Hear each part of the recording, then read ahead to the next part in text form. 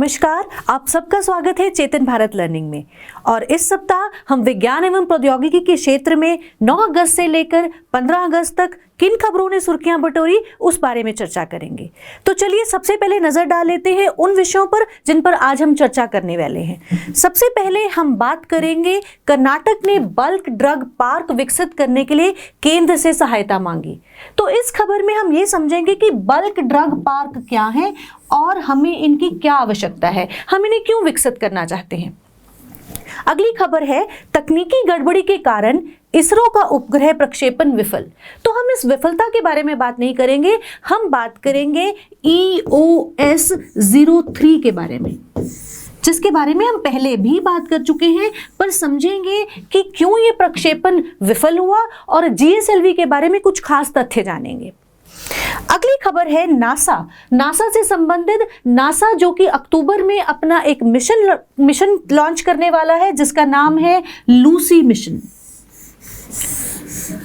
इस Lucy mission के लिए अब नासा ने अपनी तैयारियां शुरू कर दी हैं। तो लूसी मिशन क्या है और इसके तहत नासा क्या करना चाहता है, इस बारे में भी जानेंगे। अंत में हम बात करेंगे अनुवांशिक रूप से संशोधित यानी कि जेनेटिकली मॉडिफाइड सोयाबीन के बारे में, जिसे अब सरकार ने आयात के लिए अनुमति दे दी है। तो जेनेटिकली मॉडिफाइड सब्सटेंसेस या क्रॉप्स क्या होती हैं, इनके बारे में कुछ तथ्य जानेंगे। तो चलिए शुरू करते हैं अपनी पहली खबर से, जो है कर्नाटक ने बल्क ड्रग पार्क विकसित करने के लिए केंद्र से मदद मांगी। तो बड़े और माध्यम उद्योग मंत्री गुरुगेश निरानी ने केंद्र से यादगीर डिस्ट्रिक्ट में, याद रखिए यादगीर जिले में, कर्नाटक के यादगीर जिले में बल्क ड्रग पार्क बनाने के लिए मंजूरी मांगी है। अब समझते हैं बल्क ड्रग क्या है। बल्क ड्रग, जिसे हम एक और नाम से भी जानते हैं, इसे कहते हैं API। ये है एक सक्रिय दवा घटक यानी कि एक्टिव फार्मास्यूटिकल इंग्रेडिएंट। ये एक ऐसा घटक है जो किसी भी औषधि को, किसी भी दवाई को उसके औषधीय गुण प्रदान करता है और साथ ही साथ उस दवाई के खास चिकित्सा प्रभाव को भी इसी API की वजह से ही दिया जाता है। यानी कि कोई भी बल्क ड्रग या API जो कि एक्टिव फार्मास्यूटिकल इंग्रेडिएंट है, यह उस दवाई का सबसे मुख्य घटक है जो उसे चिकित्सा प्रभाव प्रदान करता है। इसे समझने के लिए हम उदाहरण ले लेते हैं पैरासिटामोल का। आप सब जानते हैं पैरासिटामोल की कैप्सूल, की गोली और सिरप बाजार में आसानी से उपलब्ध है। और पैरासिटामोल जिसे हम एक एनाल्जेसिक के तौर पर इस्तेमाल करते हैं, यानी कि दर्द कम करने के लिए इस्तेमाल करते हैं। तो अब यह पैरासिटामोल अलग अलग रसायनों के साथ मिलाया जाता है ताकि इसके कैप्सूल या सिरप या इसकी दवाइयां बनाई जा सकें। तो पैरासिटामोल हो गया API यानी कि एक्टिव फार्मास्यूटिकल इंग्रेडिएंट, यानी कि ये एक सक्रिय दवा घटक। अब सवाल आता है बल्क ड्रग पार्क के बारे में। तो बल्क ड्रग पार्क को समझने के लिए हमें यह समझना जरूरी है कि ये बल्क ड्रग या API तैयार कैसे होते हैं। जैसे मैंने बात किया, ये बहुत ही रासायनिक विधियों से तैयार किए जाते हैं। अनेक रसायनों और सॉल्वेंट्स में मिक्स करके मिलाकर इन APIs को तैयार किया जाता है। और इन APIs को तैयार करने के लिए हमें ज़रूरत पड़ती है KSM की। KSM यानी कि की स्टार्टिंग मटेरियल, जिसे हम कहेंगे प्रमुख प्रारंभिक सामग्री। इसी प्रमुख प्रारंभिक सामग्री को लेकर हम अलग अलग तरीके से DIs बनाएंगे। DIs ये कुछ खास टर्म्स हैं जो आप ध्यान रखेंगे। API ध्यान रखेंगे, फिर बात करें, याद रखेंगे KSM के बारे में, यानी कि प्रमुख प्रारंभिक सामग्री। पर प्रमुख प्रारंभिक सामग्री चाहिए हमें और अलग अलग रसायनों से ये बनाएंगे DI यानी कि ड्रग इंटरमीडिएट्स। और इन्हीं ड्रग इंटरमीडिएट्स के बाद हमें हमारा इच्छित API मिल जाएगा, यानी कि एक्टिव फार्मास्यूटिकल इंग्रेडिएंट मिल जाएगा, जो कि बहुत सारी दवाइयां बनाने में काम आएगा। अब हम इन बल्क ड्रग पार्क्स को क्यों बनाना चाहते हैं? हमारा देश दवा के उद्योग में बहुत आगे है, यानी कि हम निर्यातक तो बहुत अच्छे हैं, पर हमें APIs के लिए, इनके आयात के लिए कुछ और देशों पर निर्भर करना पड़ता है, जैसे कि चीन और रूस। और अगर अभी हम बहुत ध्यान से समझें इसको, कोविड-19 में या चीन के साथ हमारे कुछ सीमा संघर्ष चलते रहते हैं, उसके चलते ऐसे APIs, ऐसे बल्क ड्रग्स बाहर से निर्यात करना बहुत मुश्किल हो जाता है, और इसी की वजह से हमारे फार्मास्यूटिकल उद्योग को बहुत हानि सहनी पड़ती है। तो अगर हम इन्हीं बल्क ड्रग्स को घर पर ही बनाना, यानी कि अपने देश में ही बनाना शुरू करेंगे, तो हम अपने आप को बना पाएंगे आत्मनिर्भर। हमें चीन पर, रूस पर या किसी और देश पर इन APIs, इन बल्क ड्रग्स के लिए निर्भर नहीं रहना पड़ेगा, और हम बन जाएंगे आत्मनिर्भर। यानी कि हम अपने फार्मास्यूटिकल इंडस्ट्री को, फार्मास्यूटिकल उद्योग को अगर बल्क ड्रग्स घर से ही देंगे, तो हम साथ ही साथ एक तो कॉस्ट या लागत कम करेंगे, और साथ ही साथ प्रतिस्पर्धा को भी जन्म देंगे। तो इसीलिए हमारी सरकार चाहती है बल्क ड्रग पार्क को बनाना, और इसे बढ़ावा देने के लिए कुछ खास योजना बनाई गई, और उसी योजना की कुछ खास विशेषताएं भी बता देती हूं। तो बल्क ड्रग पार्क योजना में सबसे पहले 3 चुनिंदा पार्कों को बनाया जाएगा, और अभी 3 राज्यों जिनका चयन किया गया है, कर्नाटका, आंध्र प्रदेश और हिमाचल प्रदेश, यहां पर यह 3 चुनिंदा पार्क बनाए जाएंगे, बल्क ड्रग पार्क बनाए जाएंगे, जिन्हें सभी तरह की सुविधाएं प्रदान की जाएंगी, और साथ ही साथ इन्हें अनुदान राशि भी दी जाएगी। और वो अनुदान राशि होगी 70%, सामान्य सुविधाओं का 70% प्रदान किया जाएगा अनुदान राशि के रूप में इन खास पार्कों को बनाने के लिए। और अगर बात करें हिमाचल प्रदेश की, तो वहां दिया जाएगा 90%, इन सामान्य सुविधाओं की 90% राशि दी जाएगी। तो ये खास प्रावधान दिए गए हैं बल्क ड्रग पार्क स्कीम के लिए। हर पार्क के लिए हमारी सरकार कम से कम 1000 करोड़ रुपए देगी, और ऐसा करने से हम अपने फार्मास्यूटिकल उद्योग को और भी मजबूत बना पाएंगे और आत्मनिर्भर हो पाएंगे। तो अब आपको समझ में आ गया कि APIs क्या हैं, DI क्या है, और कैसे की स्टार्टिंग मटेरियल से, प्रमुख मटेरियल से हम कैसे APIs को घर पर ही अपने देश में बना सकते हैं, और इसके लिए 3 राज्यों को चयनित किया गया है। तो अगली खबर पर चलते हैं, जो है तकनीकी गड़बड़ी के कारण इसरो का उपग्रह प्रक्षेपण विफल। हमने बात की थी अगस्त के आखिरी सप्ताह में EOS-03 की, अर्थ ऑब्जर्वेशन सैटेलाइट 03, जिसका प्रक्षेपण किया जाना था GSLV F10 रॉकेट पर कुछ तकनीकी खराबी की वजह से, तकनीकी गड़बड़ी की वजह से यह प्रक्षेपण विफल रहा। अब ध्यान देंगे कि EOS-03 क्या है। जैसे हमने बात की, अर्थ ऑब्जर्वेशन सैटेलाइट, यानी कि पृथ्वी अवलोकन उपग्रह, और यह हमारी मदद करेगा वास्तविक समय में इमेजिंग करने के लिए, पृथ्वी की इमेजिंग करने के लिए, जिसका उपयोग हम किसी भी प्राकृतिक आपदा के दौरान भी कर सकते हैं, और सही समय पर वहां की निगरानी कर सकते हैं। और इस उपग्रह की, इस मिशन की लाइफ थी 10 साल, पर क्योंकि अब ये विफल हो चुका है, तो हम इसकी विफलता के बारे में इतना जानेंगे कि GSLV F10 रॉकेट या GSLV की खास विशेषताएं क्या थी और किस तरह की तकनीकी खराबी आई। तो बात करती हूँ GSLV रॉकेट की। GSLV Mark II, जो कि भारत द्वारा निर्मित सबसे बड़ा प्रक्षेपण यान है, और इसी यान में 3 तरह के ईंधन का इस्तेमाल होता है, यानी कि 3 स्टेज पर ईंधन का इस्तेमाल होता है। पहली स्टेज, दूसरी स्टेज और तीसरी स्टेज। और तीसरी स्टेज है क्रायोजेनिक इंजन, यानी जिसे हम क्रायो इंजन भी कहते हैं, जो कि भारत में विकसित किया गया। पहले इसे हम रशिया से लेते थे, पर अब यह क्रायोजेनिक इंजन भारत में ही विकसित किया गया है, जो कि GSLV का 3rd स्टेज रॉकेट प्रोपेलेंट के रूप में काम करता है। यानी अब थोड़ा सा इसे समझते हैं। तकनीकी खराबी जो आई, वो आई स्टेज 3 पर। यानी कि क्रायोजेनिक इंजन में जो खराबी आई। अब क्रायोजेनिक इंजन में फ्यूल यानी कि ईंधन जो है वो इस्तेमाल होता है लिक्विड, तरल ऑक्सीजन और तरल हाइड्रोजन,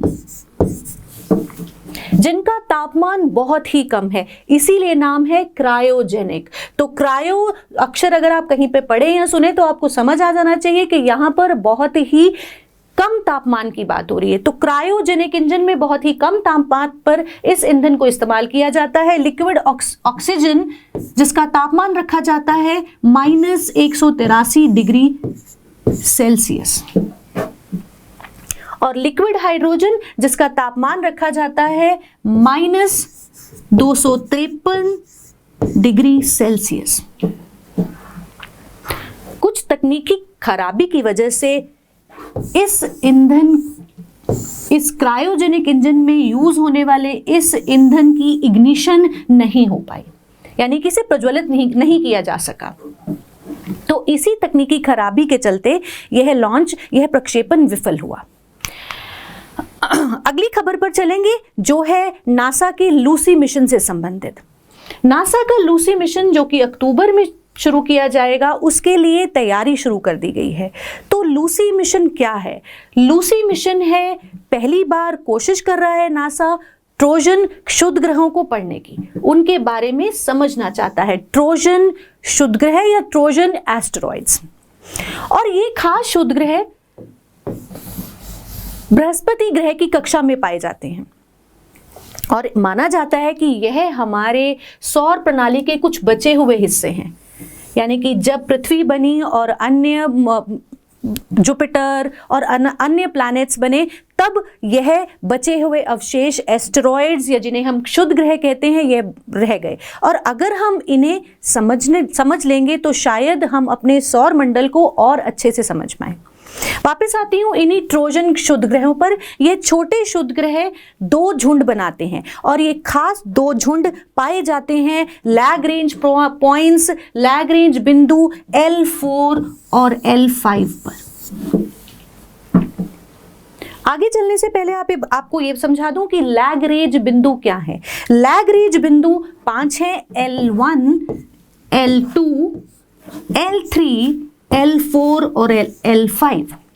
ये ऐसे बिंदु हैं जो कि किन्हीं भी दो मासेस, यानी कि यहां अगर मैं बात करूं पृथ्वी और सूर्य की या पृथ्वी और चंद्रमा की, तो उनके बीच में ये ऐसे कुछ बिंदु हैं जहां पर गुरुत्वाकर्षण बल बराबर है और कोई भी छोटा स्पेसक्राफ्ट यहां पर कम ईंधन के साथ स्थिर रह सकता है। तो ऐसे 5 बिंदु हैं, L1, L2, L3, L4 और L5, जहां पर गुरुत्वाकर्षण बल दो मासेस के बीच में बराबर है और यहां पर कोई भी छोटा स्पेसक्राफ्ट ईंधन की खपत को कम करके यहां पर स्थिर रह सकता है। स्थिर बिंदु कहते हैं, स्टेबल पॉइंट्स हैं। और इनमें से दो स्टेबल पॉइंट्स L4 और L5 पर झुंड बनाकर पाए जाते हैं ट्रोजन क्षुद्र ग्रह। ऐसे क्षुद्र ग्रह जो हमारे सौर मंडल के बचे हुए हिस्से हैं और जिन्हें हम अब लूसी मिशन के द्वारा पढ़ना चाहते हैं। अब इस स्पेसक्राफ्ट को बनने में लगे 7 साल और इसे 16 अक्टूबर को प्रक्षेपण किया जाएगा और इसका लॉन्च पीरियड होगा 23 दिन। तो चलिए कुछ और तथ्यों पर बात करते हैं। लूसी नाम का यह मिशन डिस्कवरी प्रोग्राम का, नासा के डिस्कवरी प्रोग्राम का 13वां मिशन है और यह प्रोग्राम या ये कार्यक्रम शुरू किया गया था 1992 में।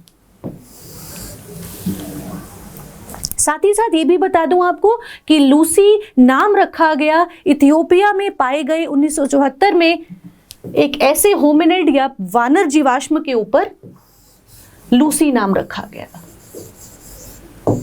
और ये खास लूसी अंतरिक्ष यान 14 मीटर लंबा होगा। साथ ही साथ इस पर वो सभी उपकरण लगाए होंगे जिनसे इन क्षुद्र ग्रहों को समझा जा सके।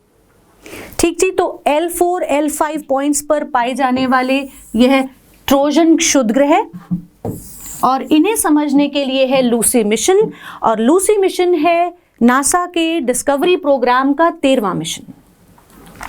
इसके अलावा भी नासा साइक नाम का एक मिशन शुरू करने वाला है। साइक यह भी शुद्ध ग्रह को पढ़ेगा और एक खास शुद्ध ग्रह के बारे में जानकारी इकट्ठा करेगा जिसका नाम है 16 साइक,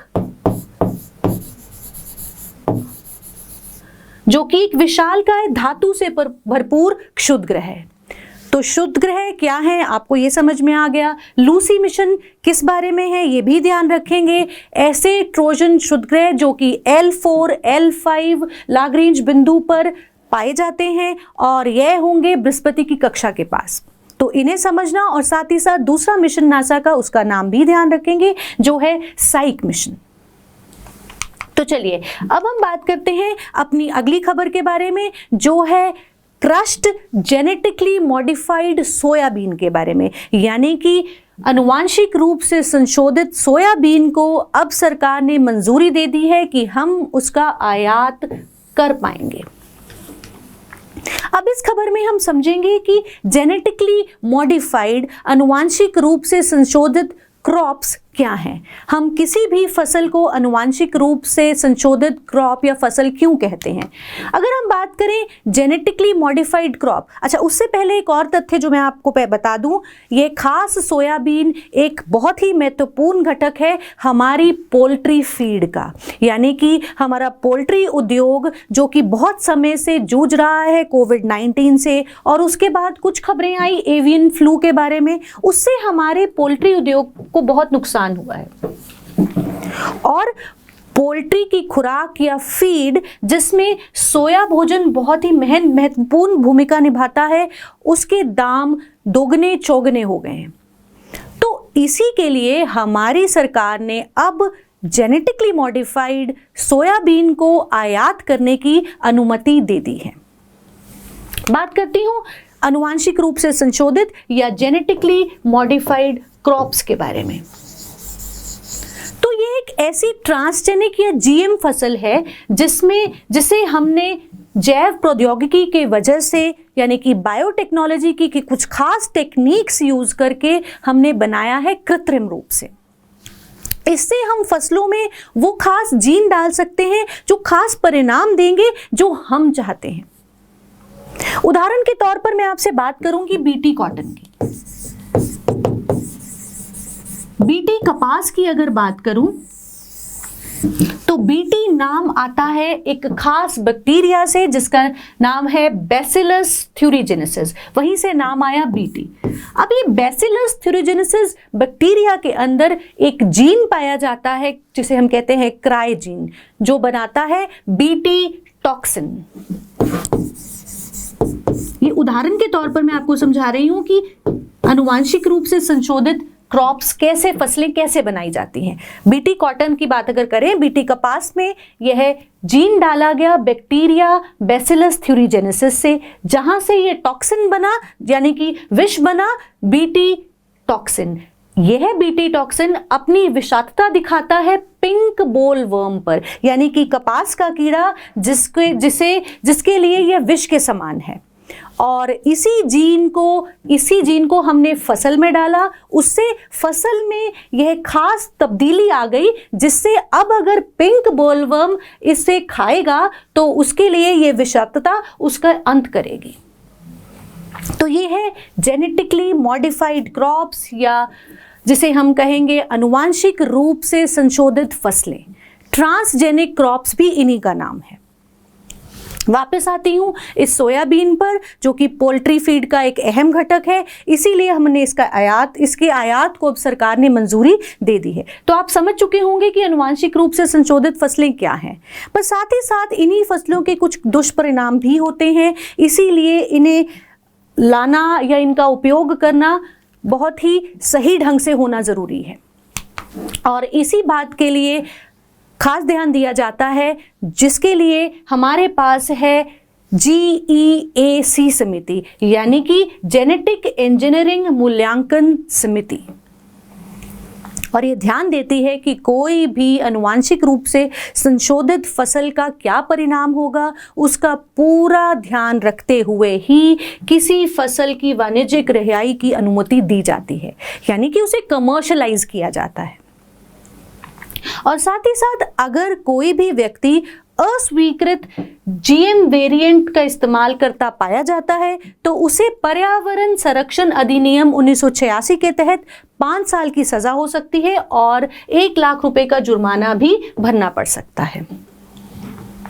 और यहीं पे एक अहम भूमिका FSSAI भी निभाता है, यानी कि भारतीय खाद्य सुरक्षा एवं मानक प्राधिकरण, जो कि देश में आयात किए जाने वाली सभी फसलों को विनिमय करता है। तो ट्रांसजेनिक क्रॉप क्या है या अनुवांशिक रूप से संशोधित फसलें क्या हैं, किस तरह बनाई जाती हैं? ये बनाई जाती हैं कृत्रिम रूप से, और ख़ास तौर पर इस पे ऐसी फसलों में ऐसे जीन्स डाले जाते हैं जो कि हमें वो खास प्रक्रिया प्रदान करें जिससे हम अपनी फसलों को और बढ़ा सकें। तो जेनेटिक मॉडिफाइड फसलों का अनुमोदन कैसे किया जाता है ये आपको समझ में आ गया। और इस हफ्ते विज्ञान एवं प्रौद्योगिकी के क्षेत्र से इतना ही। मैं फिर मिलूंगी आपसे अगले सप्ताह, तब तक के लिए नमस्कार।